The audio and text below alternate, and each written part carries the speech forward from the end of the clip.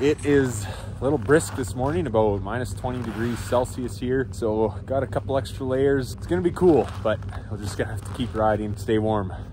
Let's see what we can get up to.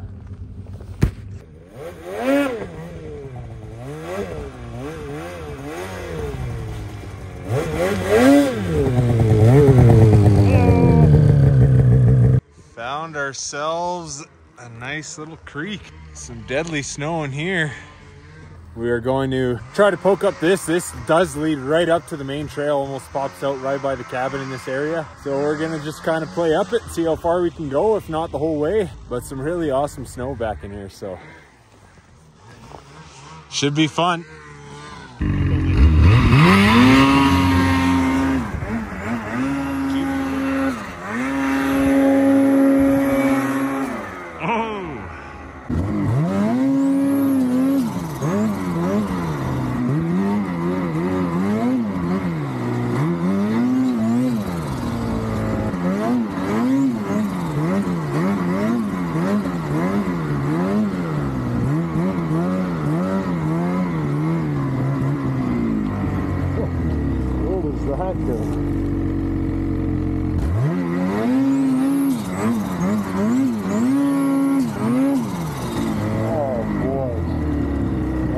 Definitely not where I wanted to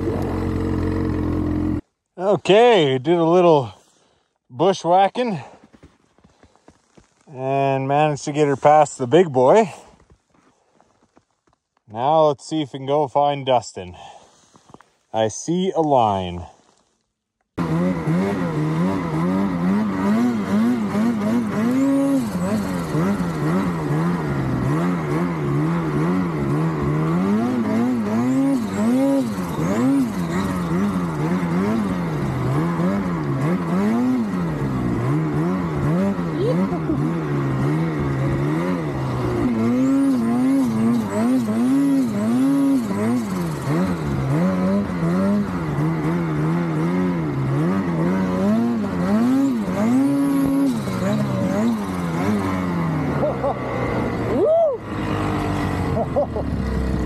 Wicked.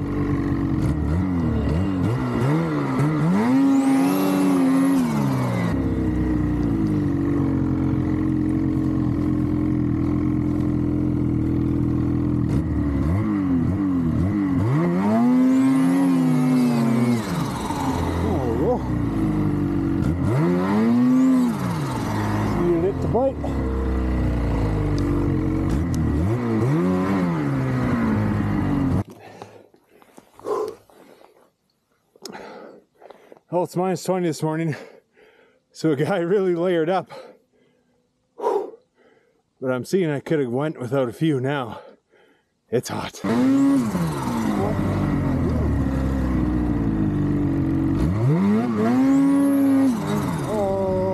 Oh, it didn't take long, and found myself stuck again. I wanted to stop and just take a second to kind of talk about some things I've noticed with the Lynx. I've mentioned this in some of my previous videos, but just wanted to touch on it again because it's a good example. I find this thing just trenches a ton. And yes, 100%, you can modify the suspension to reduce that. But strictly speaking, factory to factory, so from this Lynx shredder compared to my RMK Pro Matryx 155, I never touched the shocks on that skid, and I've never touched the shocks on this skid either. So speaking strictly from factory to factory, I just find this thing trenches so much. So yeah, I can tighten the limiter strap, I can tighten up the shocks. There's a lot you can do to prevent that, but like I said, strictly speaking, factory from factory, just notice more and more again that this thing loves to trench. We found yesterday, my brother was riding the Pro, and that has the 2.75 inch track with the belt drive, and it's an NA non-boost, so it generates so much track speed so quick, and it just gets up on top. That thing does not trench very much. And this with the 3-inch and with the turbo, that, you know, a tiny bit of lag, it just doesn't have the instantaneous track speed, And I just find that ends up just making you trench like crazy. Now I'll show you in this situation here kind of what happened, and 100% there's a lot of rider error here. I just hesitated. It was poor riding for myself, but just comparing this scenario, it would have been a lot less forgiving on the Matryx. You can see I came in around the corner, kind of stopped on top here, eyeing up my line, then went, and you can just see how it just immediately starts to trench. And then here, of course, I was kind of getting close to the tree, so I hesitated. That's complete rider error here. But as soon as you hesitate for 1 second and you've already got this fairly deep trench, it just goes to China. But again, you can just see the characteristics. Right away, you get on it, that turbo kind of kicks in, and you just start to trench immediately. Any little bit of hesitation and re-engagement of the throttle, you just go down to ground. So again, rider error number 1, of course. Number 2, yes, you can make adjustments to the skid to prevent this stuff, to make it not trench so much. But I'm just strictly talking factory to factory. You hop on these machines out of the dealership, this is what you're gonna get. So I just find myself, as we're playing in this kind of creek bed, more technical, deep snow, so it's pretty consequential for any hesitations.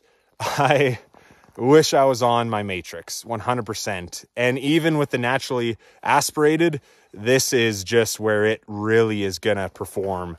Just that instantaneous track speed, stay on top, and very nimble. I think this type of area, I'd much rather be on my Matryx. But at the end of the day, I think Dustin's on it and he's stuck just up over here. So I think he's videoing right now. So we might get to see the other side of this when we put the video together. Yeah. She is deep. Awesome. Buried though.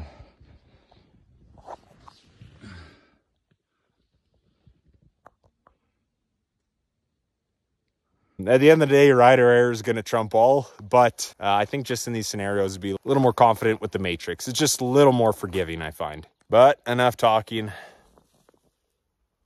I've put off the shoveling long enough.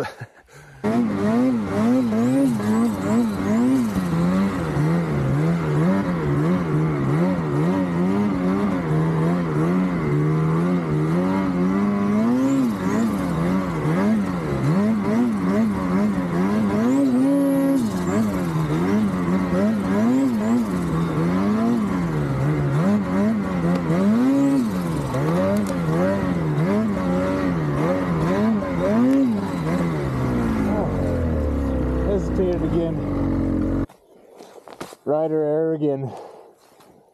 Some wicked terrain back here.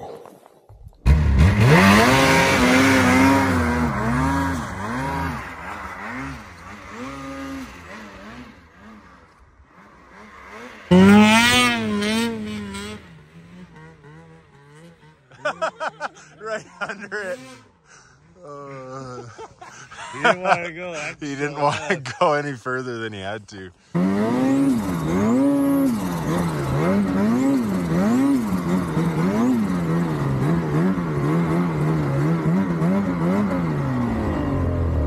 Well, hello. Hello, good morning.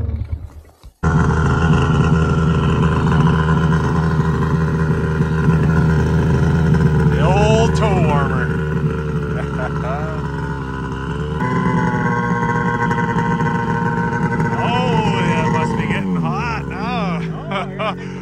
Freaking high idle. I am broken, words unspoken. I'm afraid I'm drowning underneath. I got lost in summer feelings that I can't seem to find my way to breathe. Need you by my side. I can't sleep at night. Let's get lost in time. Leave it all behind. Life can get so rough. Hope that I'm enough. Let me be the one for you. Putting Dustin on the Lynx now. He's normally a Skidoo guy, so it shouldn't be too big of a change. He just had a day and a half on the Polaris, was just getting to really like it, get used to it. But I really want to try the Polaris in these trees. I think it'll be a great comparison. We're gonna swap and see how Dustin likes the turbo in here. I haven't rode the Matryx in makes like a couple months now either, so this is a good spot to re-familiarize myself on it. Let's see how it goes.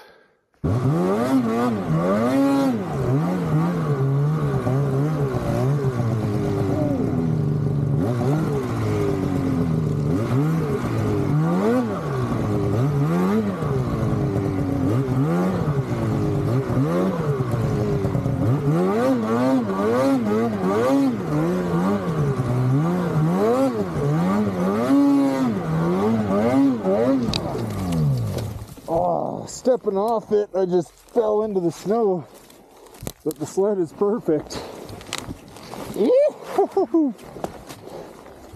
We'll be able to keep rolling. If I wouldn't have stepped into the deep snow there, it would have been good.